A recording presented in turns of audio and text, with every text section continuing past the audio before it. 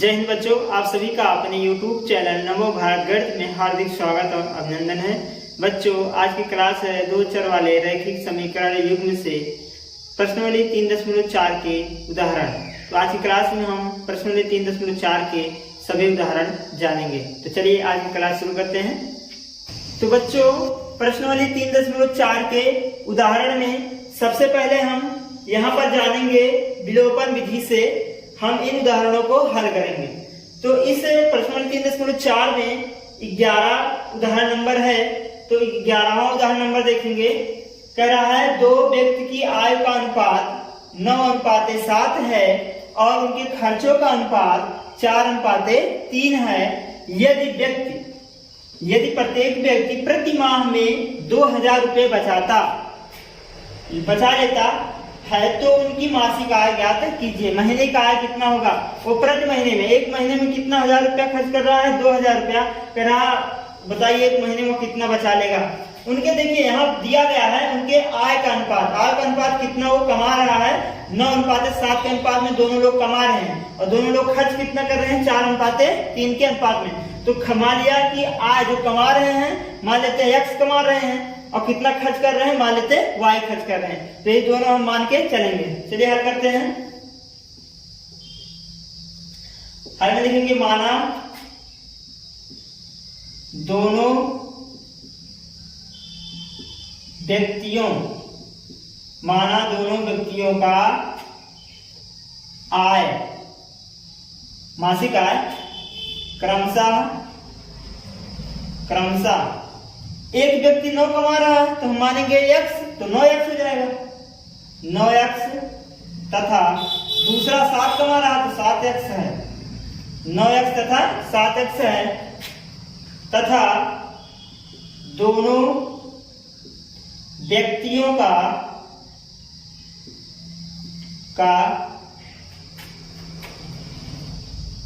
खर्चों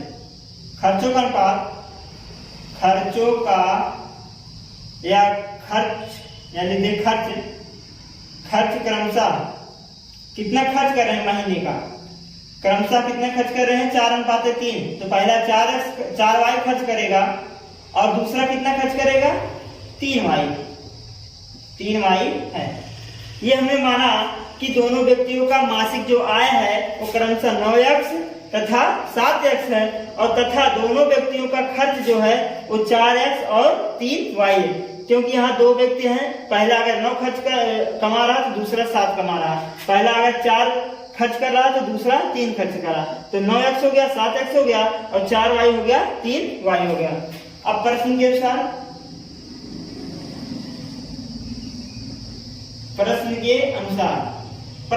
हम चलेंगे। कह रहा है कि प्रत्येक व्यक्ति प्रति माह में 2000 रुपया बचाता। अगर एक व्यक्ति, दोनों व्यक्ति, पहला व्यक्ति दूसरा व्यक्ति, दोनों अगर 2-2 हजार रुपया बचाते हैं तो महीने का कितना बच जाता ये बताना है।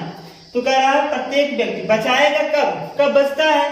जो कमाया जाता है, कमाने में से जो खर्च किया गया है उसको क्या करते हैं? घटा देते हैं, तो हमारा शेष बच जाता है। लेकिन यहाँ वो बोल दिया है कि बचा हुआ 2,000 रुपया है। बचा हुआ कितना राशि है? 2000 है। तो खर्च कितना किया था? कमाया कितना था एक व्यक्ति? देखिए ये दोनों व्यक्ति का है। ये पहले व्यक्ति का है कि 9x रुपया कमाया है और 4x रुपया खर्च किया है, और जो दूसरा व्यक्ति है ये दूसरे व्यक्ति के लिए है जो कि 7x रुपया कमाया है और 3y रुपया खर्च किया है। ये भी 2000 रुपया लगभग बचाएगा और ये भी 2000 रुपया बचाएगा। तो प्रश्न के अनुसार हम क्या कर देंगे? तो खर्च में से क्या कमाए हुए में से क्या करते हैं? खर्च वाले को घटा देते हैं। तो कमाया कितना है? 9x रुपया पहला व्यक्ति देते हैं। पहला व्यक्ति क्या किया है? 9x रुपया कमाया है और खर्च कितना किया है? 7x, और कह रहा है 2000 रुपया बच जाता है।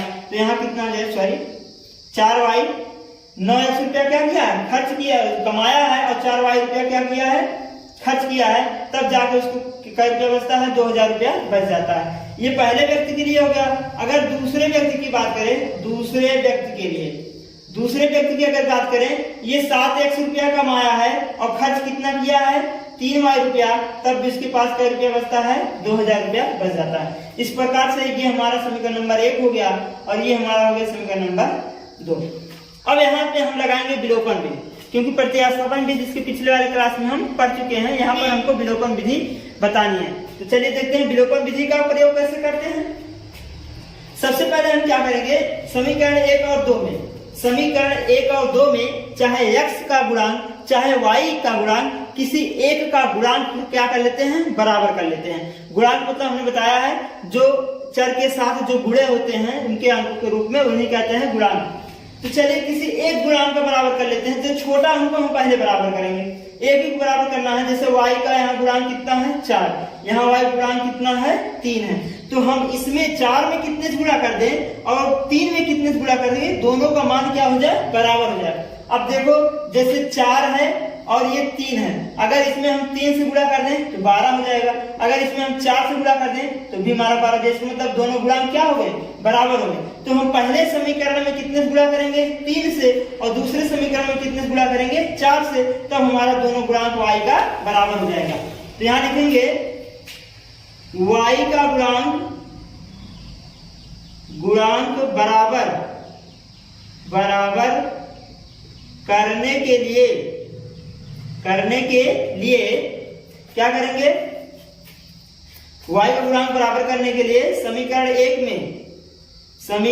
1 में कैसे गुणा कर दें, 3 से तथा समीकरण 2 में, समीकरण किसमें 2 में कैसे गुणा कर दें, 4 से गुणा करने पर हम क्या कर देंगे, गुणा करेंगे। चलिए हम गुणा करते हैं।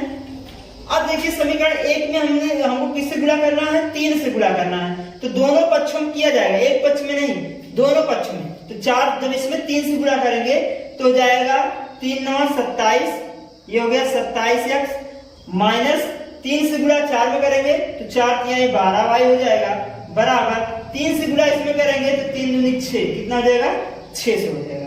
क्लियर। अब यहाँ आ जाइए, दूसरे में हमने किससे गुणा करना है, 4 से गुणा करना है, तो 4 से इसमें कर गए तो 4 7 28 होता है, 28x हो गया, और माइनस 4 3 12y हो गया, बराबर 4 से गुणा करेंगे 4 दूनी 8000, कितना हो गया 8000। इस प्रकार से ये हमारा आ गया। अब क्या करेंगे, ये जो हमको समीकरण मिला है, क्या समीकरण मिला, 3 मिला, और कौन सा समीकरण मिला, 4 मिला। समीकरण 3 और 4 को देखा जाए, अब हमारा गुणांक y का गुणांक क्या हो गया, बराबर हो गया। अब चिन्ह देखेंगे, अगर चिन्ह सेम रहेगा तो हम क्या कर देंगे, घटा देंगे। अगर ये चिन्ह जो है सेम नहीं हुआ, भिन्न हुआ, तो क्या कर देंगे, जोड़ देंगे। तो हम क्या करेंगे, समीकरण 3 और 4 को क्या करने पर, घटाने पर, क्योंकि यह क्या है, भिन्न है। तो लिखेंगे समीकरण 3 और 4 को घटाने पर क्या कर देंगे, समीकरण 3 और 4 को घटाने पर। तो 3 और 4 को घटा लीजिए, ऊपर नीचे रख के घटा सकते हैं आप। ये होगा 27x माइनस 12y बराबर 6000, ये हो गया।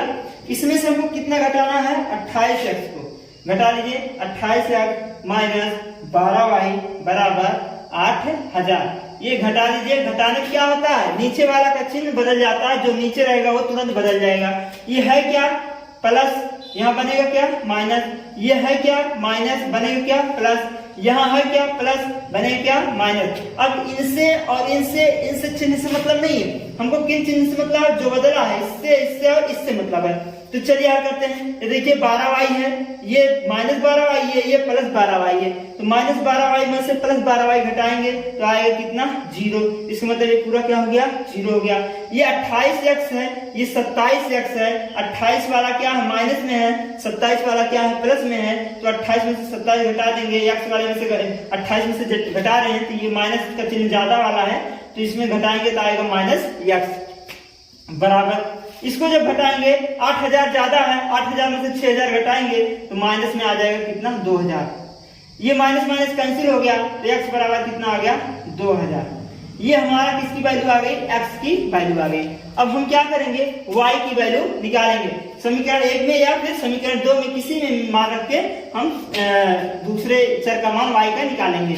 तो लिखेंगे समीकरण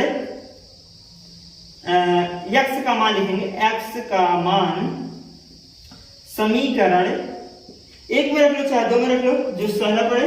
चलिए हम 2 में रख देते हैं। समीकरण 2 में रखने पर समीकरण 2 में रख दिया। हमारा समीकरण नंबर 2 यहाँ है, इसको पहले लिख लेते हैं। 7x माइनस 3y बराबर 2000। ये हमारा समीकरण नंबर क्या था, 2 था। इसी में रखेंगे, x के स्थान पे 2000 ले जाकर रख देंगे। ये 7 गुणे यहाँ x है, x के स्थान पे क्या रखेंगे 2000 माइनस 3y बराबर 2000। तो 7 दूनी 14000 हो जाएगा। कितना हो जाएगा 14000 माइनस 3y बराबर 2000। ये देखिए 14000 इधर प्लस है, जब इधर जाएगा क्या बनेगा माइनस बन जाएगा। तो माइनस 3y बराबर 2000 ये पहले से था, इधर गया माइनस कितना हो गया 14000 हो गया। कितना हो गया 14000।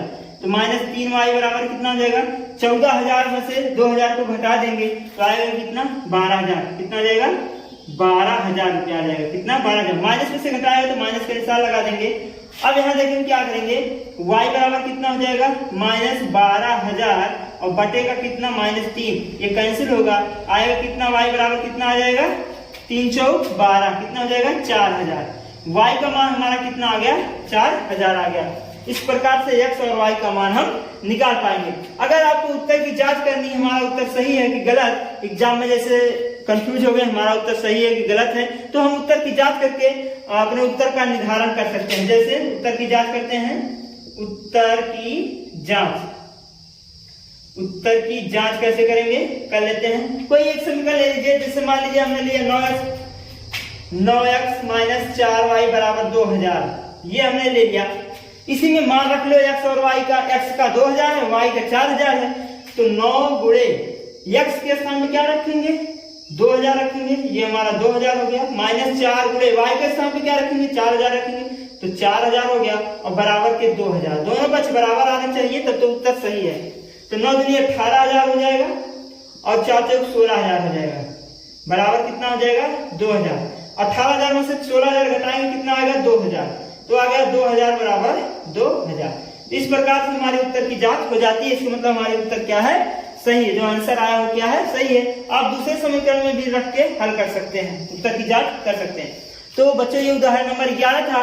अब अगला उदाहरण देखेंगे, उदाहरण नंबर 12। तो बच्चों उदाहरण नंबर 12 है, विलोपन विधि का प्रयोग करके निम्न रैखिक समीकरण युग्म के सभी संभव हल ज्ञात कीजिए।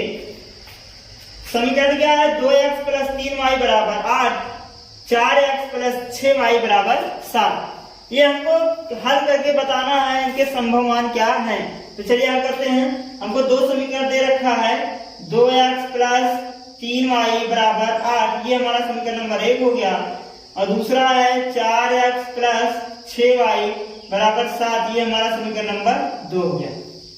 क्लियर। अब हमको यहाँ लगाएंगे विलोपन विधि। विलोपन विधि कैसे लगेगा, हम किसी एक का गुणांक बराबर करेंगे, चाहे x चर का चाहे y चर के गुणांक को क्या करेंगे बराबर करेंगे।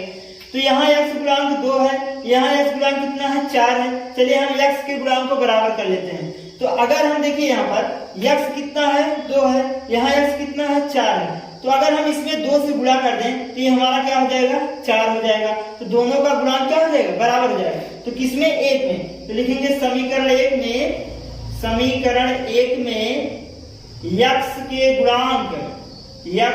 गुणांक को बराबर करने के लिए, गुणांक को बराबर करने के लिए x के गुणांक को बराबर करने के लिए 2 से गुणा करने पर, 2 से गुणा करने पर हम क्या करेंगे 2 से गुणा करेंगे। गुणांक को बराबर क्यों करते हैं, क्योंकि घटाने पर क्या होता है, एक हमारा जो चर जिसका गुणांक बराबर होता है वो क्या होता है घट के 0 बन जाता है, मतलब विलुप्त हो जाता है। तो हमारे एक चर का मान आ जाता है, इसलिए हम एक गुणांक को बराबर करते हैं। तो ये हो जाएगा 2 से हमने गुणा किया, पहले में गुणा करिए तो 2 दूना 4x हो जाएगा।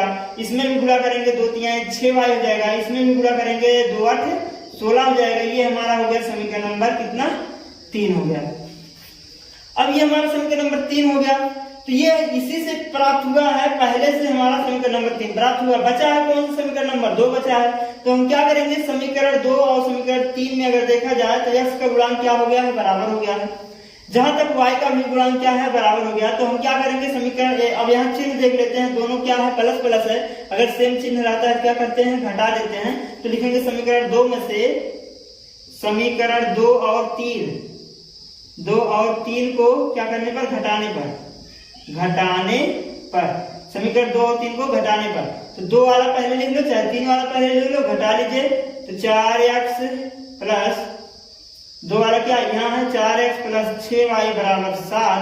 इसको घटाएंगे 4x प्लस 6y बराबर 16। घटाने पर चिन्ह बदल जाएगा, ये था प्लस बना माइनस, ये था प्लस बना माइनस, ये था प्लस बना माइनस। अब इससे मतलब नहीं, हमको माइनस माइनस से मतलब है। ये देखिए कट गया, ये भी कट गया, और ये आ गया कितना, 0। और इधर कितना आया, 16 में से 7 घटा देंगे, कितना आ जाएगा, 9 आ जाएगा, माइनस का 9।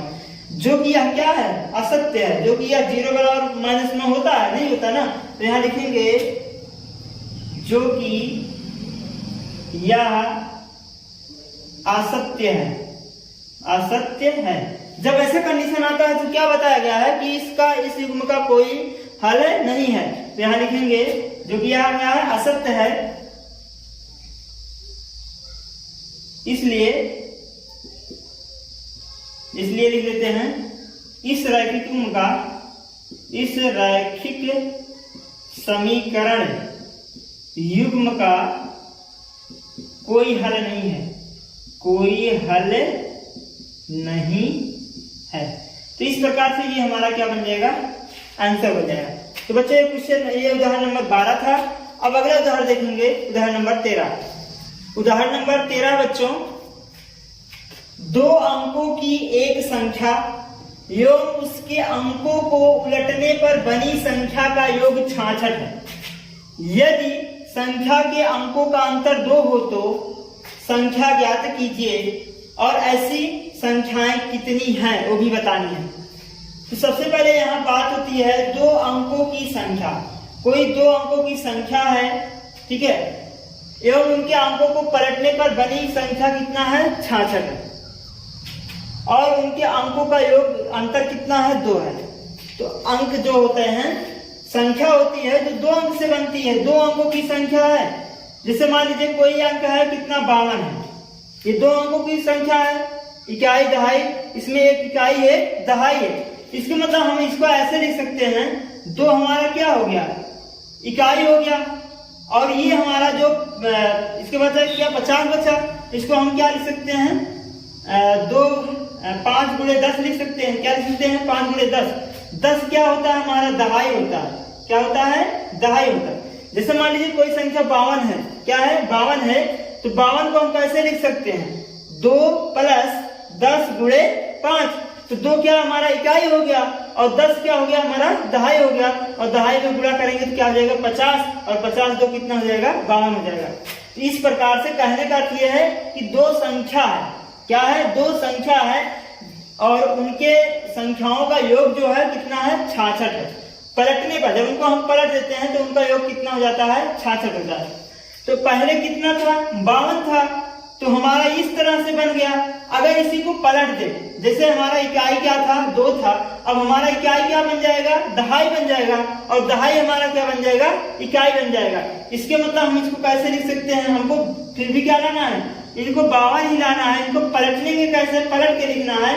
पलट यहाँ लिखा, उलटने पर बनी संख्या का योग 66 है। तो हमारी पहली संख्या ऐसी थी, अब इनको जब उल्टेंगे पलटेंगे तो क्या बनेगा, तो हमारा इकाई क्या बन जाएगा, दहाई बन जाएगा, और दहाई हमारा क्या बन जाएगा, इकाई बन जाएगा।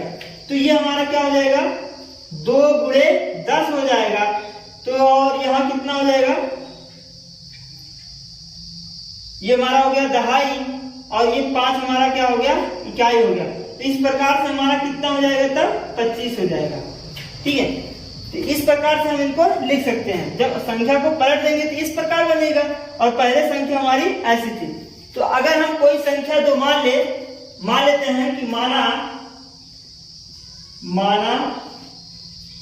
प्रथम संख्या माना प्रथम संख्या की दहाई x तथा इकाई y है। दहाई x तथा इकाई y है। मान लेते हैं कि प्रथम संख्या की कोई दो संख्या है, एक हमने मान लिया इकाई की दहाई x है और इकाई क्या है y, जैसे यहाँ 52 था ऐसे एक इकाई हो गया y और दहाई क्या हो गया x हो गया। अब क्या करते हैं, अब ये कह रहा है अच्छा अगर इकाई y है दहाई x है तो हम संख्या कैसे लिख सकते हैं, तो लिख सकते हैं इसलिए प्रथम संख्या हम संख्या कैसे लिखेंगे, जैसे इसको हमने इकाई माना था इसको दहाई तो इस प्रकार से लिखा, तो ऐसे इसको भी लिख लीजिए। हमारा इकाई क्या है y है और दहाई कितना है x है, तो हम लिख सकते हैं 10x। तो हम संख्या कैसे लिखेंगे, इसलिए प्रथम संख्या इस प्रकार संख्या ऐसे लिख सकते हैं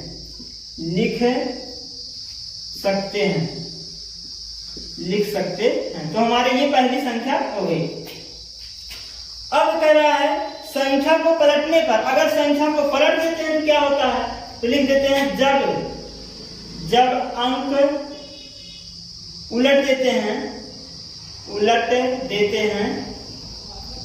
जब अंक उलट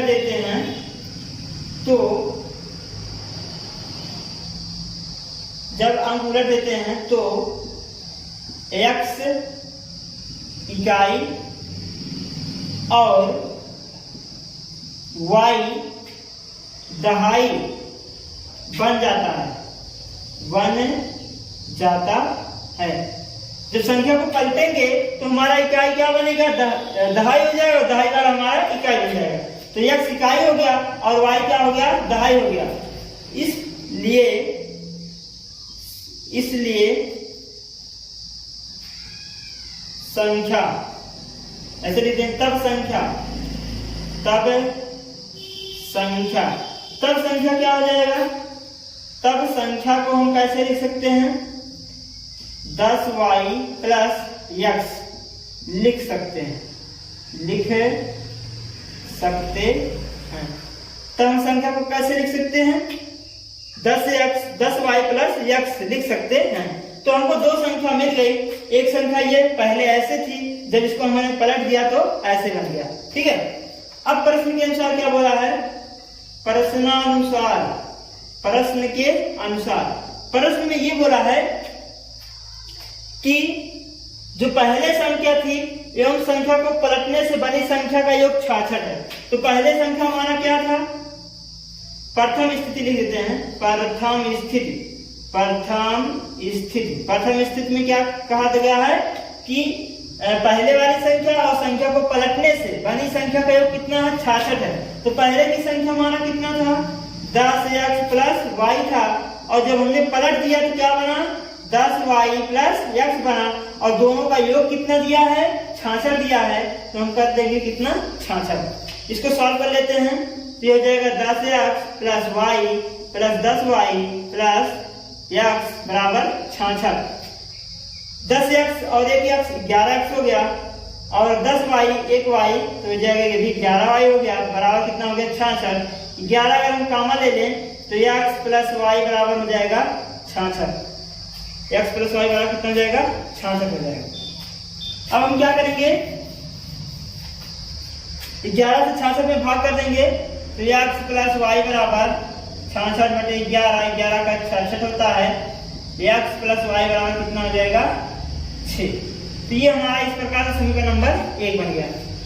अब द्वितीय स्थिति क्या कर रहा है, दूसरी स्थिति प्रश्न के अनुसार दूसरी स्थिति क्या बोला है कि यदि संख्या के अंकों का अंतर 2 हो। अब ये नहीं कह रहा कि पहले में से घटानी है संख्या, दहाई में से इकाई को घटा के 2 लिखनी है कि इकाई में से दहाई को 2 लिखनी है। तो हम द्वितीय स्थिति कह रहा है कि संख्या का अंतर 2 है, दोनों संख्या इकाई माइनस दहाई बराबर 2 लिख सकते हैं, या हम लिख सकते हैं y माइनस x बराबर 2 लिख सकते हैं। दोनों कंडीशन हो सकता है, क्योंकि तो बोला नहीं कि दहाई में से इकाई का अंतर 2 है या इकाई में से दहाई का अंतर 2 है। तो हमने x माइनस y 2 लिख सकते हैं, y माइनस x बराबर 2 लिख सकते हैं। ये हुआ हमारा समीकरण नंबर 2। अब हम क्या करेंगे, विलोपन विधि लगाएंगे। गुणांक हम देख लीजिए, गुणांक तो पहले से बराबर है। जब गुणांक बराबर है तुरंत क्या कर दीजिए, जोड़ या घटा दीजिए। यहाँ देखिए पहले x का गुणांक, यहाँ देखिए दोनों प्लस है, ये क्या है माइनस है। तो आप चाहे जोड़ के करिए चाहे घटा के करिए, दोनों सेम आएंगे। तो लिखेंगे समीकरण 1 और 2 को जोड़ने पर क्या करेंगे, समीकरण 1 और 2 को जोड़ देंगे। तो समीकरण 1 और 2 को लिखिए, x प्लस वाई बराबर 6। इधर इसको लिख लीजिए, हम ये वाला ले रहे हैं, हम पहले ये वाला ले रहे हैं। तो x माइनस वाई बराबर कितना हो गया, 2 हो गया। तो ये देखिए जोड़ने पे क्या हो जाएगा, दोनों कैंसिल हो गया। तो आ गया 2x बराबर 6 2 8 आ गया।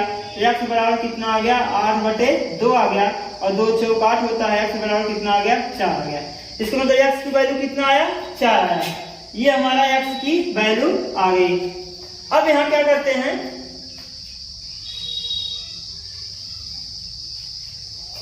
x की वैल्यू समीकरण नंबर 1 में या फिर 2 में रख के हल करते हैं, y का मान निकाल लेते हैं। यहाँ लिखेंगे समीकरण 1 में x बराबर 4 रखने पर, समीकरण 1 में रख लीजिए। समीकरण 1 कहाँ है, यहाँ है, यहाँ रख लीजिए। तो ये हमारा है x प्लस वाई बराबर 6।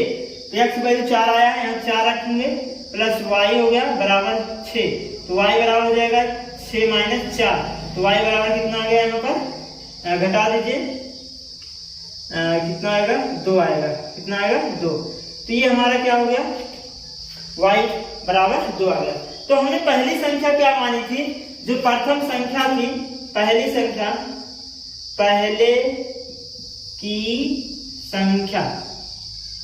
की संख्या क्या था हमारा, उसको लिख सकते हैं 10x प्लस वाई बराबर, ये था हमारा पहले की संख्या। तो पहले की संख्या क्या हो जाएगा, यहाँ मान रख लो, 10 हो जाएगा गुणे x की वैल्यू कितनी है, 4 है, तो 4 रखेंगे। और y की वैल्यू 2 है, 2 रखेंगे, तो हो जाएगा 10 चौक 40 और प्लस 2 बराबर कितना हो गया, 42। और बाद की संख्या दूसरी, या पलटने के बाद लिखते हैं, उलटने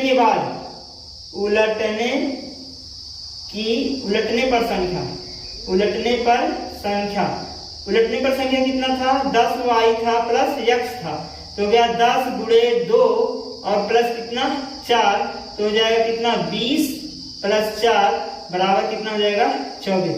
तो इस प्रकार से हमारा 2 संख्याएं हो सकते हैं जिनको घटाने पर हमारा क्या आ जाएगा, 2 आ जाएगा। और अंतर भी हमारा कितना आएगा, 2 आएगा।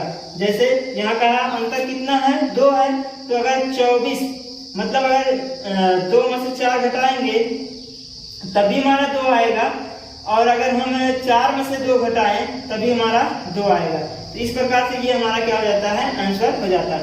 तो वह संख्या कौन सी हो सकती है, 42 हो सकती है, और कौन सी हो सकती है, 24 हो सकती है। और हमारा चर का मान 4 आएगा, और यहाँ चर का मान कितना आएगा, 2 आएगा। दोनों चर का मान कितना आएगा, 4 और 2। 4 और 2 को जब एक साथ करेंगे कितना आएगा, 42 आएगा, या फिर कितना आएगा, 24 आएगा। और दोनों का अंतर ही कितना है, 2 है। तो इस प्रकार से हम इस सवाल को हल करेंगे। तो बच्चों ये इंपॉर्टेंट है, एग्जाम की दृष्टि से बहुत ही इंपॉर्टेंट है। इसको आप सब बढ़िया से अच्छे तरीके से समझ लीजिएगा, क्योंकि एग्जाम में बहुत ज्यादा ये पूछा जाता है। तो बच्चों इस प्रश्नावली 3.4 में जितने उदाहरण थे सब कंप्लीट हो गए हैं। तो अगले क्लास में प्रश्नावली 3.4 के जितने सवाल है उनको बताया जाएगा। तो आज की क्लास बस यहीं तक। अगर आपको ये क्लास अच्छा लगा हो तो लाइक और सब्सक्राइब करिएगा, और कमेंट बॉक्स में आप कमेंट करना ना भूलिएगा। धन्यवाद।